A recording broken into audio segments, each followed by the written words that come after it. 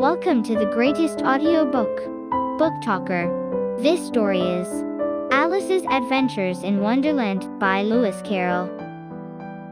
Chapter 5. Advice from a Caterpillar. The caterpillar and Alice looked at each other for some time in silence. At last the caterpillar took the hookah out of its mouth and addressed her in a languid, sleepy voice. "Who are you?" said the caterpillar. This was not an encouraging opening for a conversation. Alice replied, rather shyly, "I hardly know, sir, just at present. At least I know who I was when I got up this morning, but I think I must have been changed several times since then." "What do you mean by that?" said the caterpillar sternly. "Explain yourself." "I can't explain myself, I'm afraid, sir," said Alice. "Because I'm not myself, you see." "I don't see," said the caterpillar. "I'm afraid I can't put it more clearly," Alice replied very politely. "For I can't understand it myself to begin with. And being so many different sizes in a day is very confusing." "It isn't," said the caterpillar. "Well, perhaps you haven't found it so yet," said Alice. "But when you have to turn into a chrysalis, you will someday, you know. And then after that into a butterfly. I should think you'll feel it a little queer, won't you?" "Not a bit," said the caterpillar. "Well, perhaps your feelings may be different," said Alice. "All I know is, it would feel very queer to me." "You?" said the caterpillar contemptuously. "Who are you?" Which brought them back again to the beginning of the conversation. Alice felt a little irritated at the caterpillars making such very short remarks, and she drew herself up and said, very gravely, "I think you ought to tell me who you are, first." "Why?" said the caterpillar. Here was another puzzling question. And as Alice could not think of any good reason, and as the caterpillar seemed to be in a very unpleasant state of mind, she turned away. "Come back," the caterpillar called after her. "I've something important to say." This sounded promising, certainly. Alice turned and came back again. "Keep your temper," said the caterpillar. "Is that all?" said Alice, swallowing down her anger as well as she could. "No," said the caterpillar. Alice thought she might as well wait, as she had nothing else to do. And perhaps after all it might tell her something worth hearing. For some minutes it puffed away without speaking, but at last it unfolded its arms, took the hookah out of its mouth again, and said, "So you think you're changed, do you?" "I'm afraid I am, sir," said Alice. "I can't remember things as I used. And I don't keep the same size for 10 minutes together." "Can't remember what things?" said the caterpillar. "Well, I've tried to say, 'How doth the little busy bee?' but it all came different." Alice replied in a very melancholy voice. "Repeat." "You are old, Father William," said the caterpillar. Alice folded her hands and began. "You are old, Father William," the young man said. "And your hair has become very white. And yet you incessantly stand on your head. Do you think, at your age, it is right?" "In my youth," Father William replied to his son, "I feared it might injure the brain. But, now that I'm perfectly sure I have none, why, I do it again and again." "You are old," said the youth, "as I mentioned before, and have grown most uncommonly fat. Yet you turned a back somersault in at the door. Pray, what is the reason of that?" "In my youth," said the sage, as he shook his gray locks, I kept all my limbs very supple by the use of this ointment. When shilling the box, allow me to sell you a couple. You are old, said the youth, and your jaws are too weak for anything tougher than suet. Yet you finished the goose with the bones and the beak. Pray, how did you manage to do it? In my youth, said his father, I took to the law and argued each case with my wife, and the muscular strength which it gave to my jaw has lasted the rest of my life. You are old, said the youth. One would hardly suppose that your eye was as steady as ever. Yet you balanced a nail on the end of your nose. What made you so awfully clever? I have answered 3 questions, and that is enough, said his father. Don't give yourself airs. Do you think I can listen all day to such stuff? Be off, or I'll kick you downstairs. That is not said right, said the caterpillar. Not quite right, I'm afraid, said Alice timidly. Some of the words have got altered.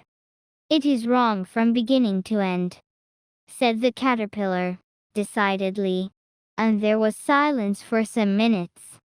The caterpillar was the first to speak. What size do you want to be? It asked. Oh, I'm not particular as to size, Alice hastily replied.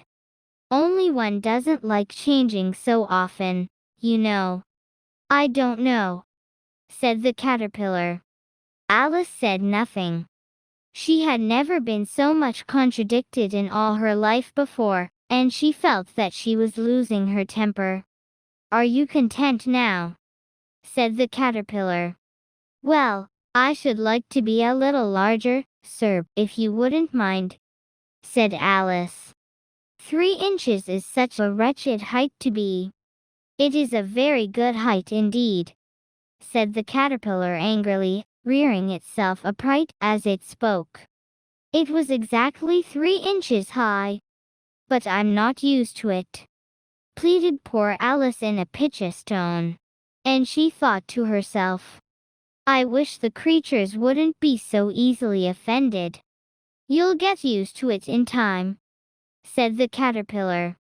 And it put its hookah into its mouth and began smoking again.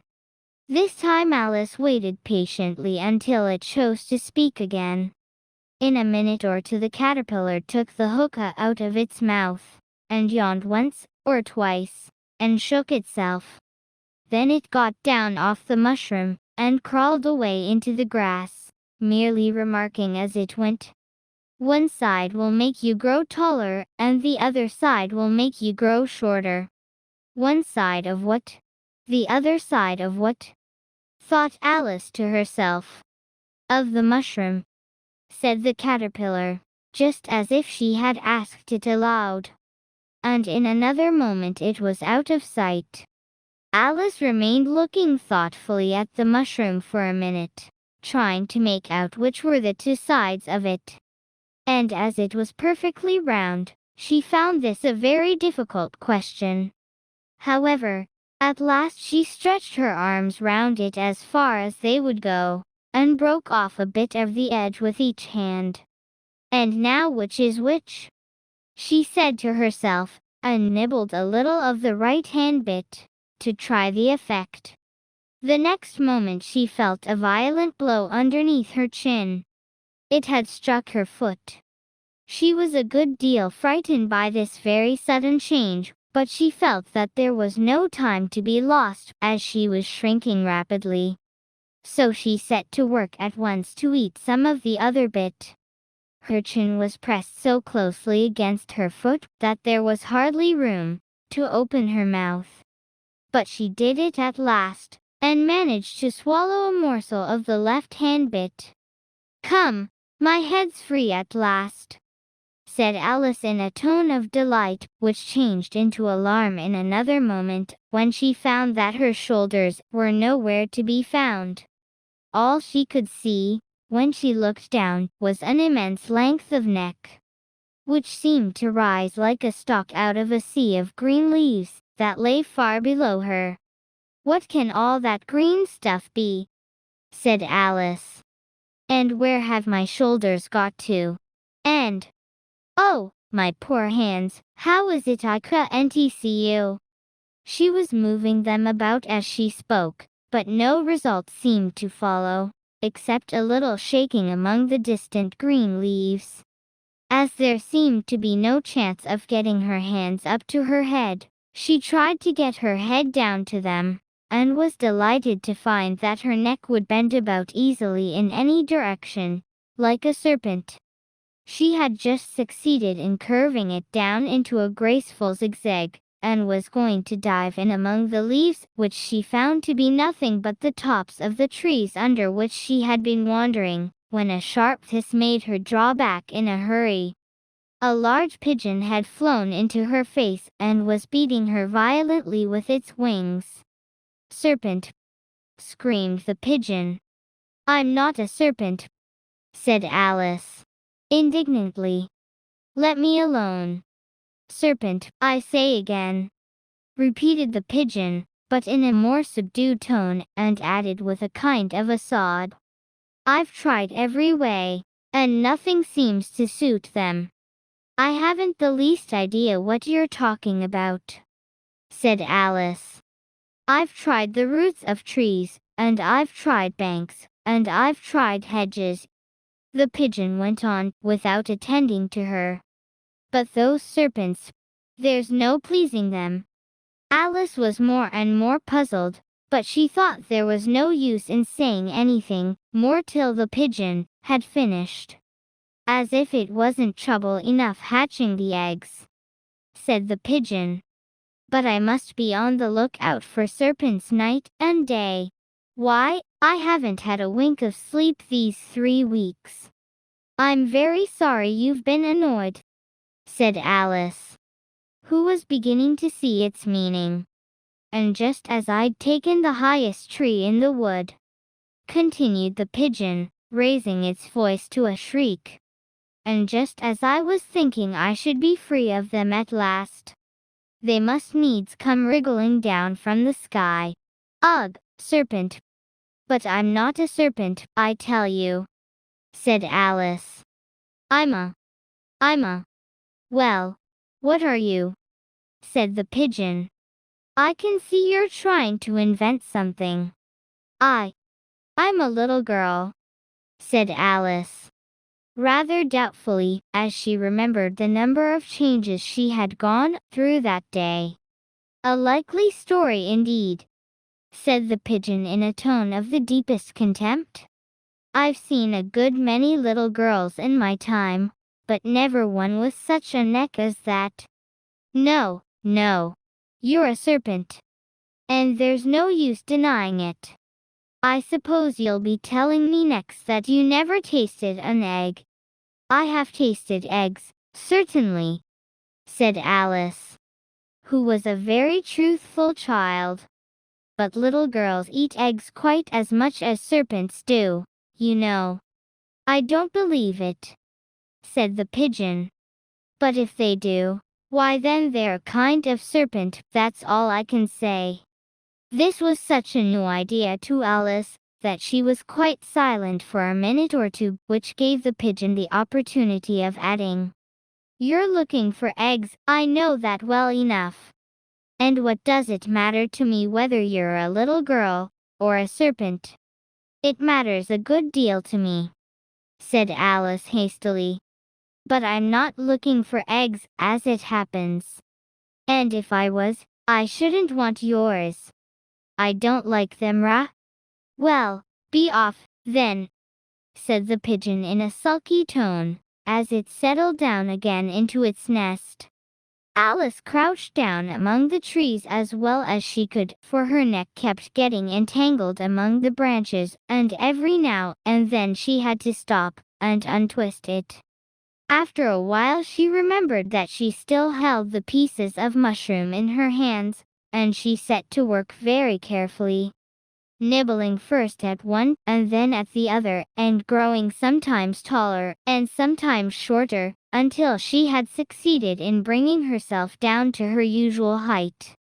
It was so long since she had been anything near the right size that it felt quite strange at first. But she got used to it in a few minutes, and began talking to herself, as usual. "Come, there's half my plan done now. How puzzling all these changes are. I'm never sure what I'm going to be, from one minute to another. However, I've got back to my right size. The next thing is to get into that beautiful garden. How is that to be done, I wonder?" As she said this, she came suddenly upon an open place, with a little house in it about 4 feet high. "Whoever lives there," thought Alice. "It'll never do to come upon them this size. Why, I should frighten them out of their wits." So she began nibbling at the right-hand bit again, and did not venture to go near the house till she had brought herself down to 9 inches high. To be continued.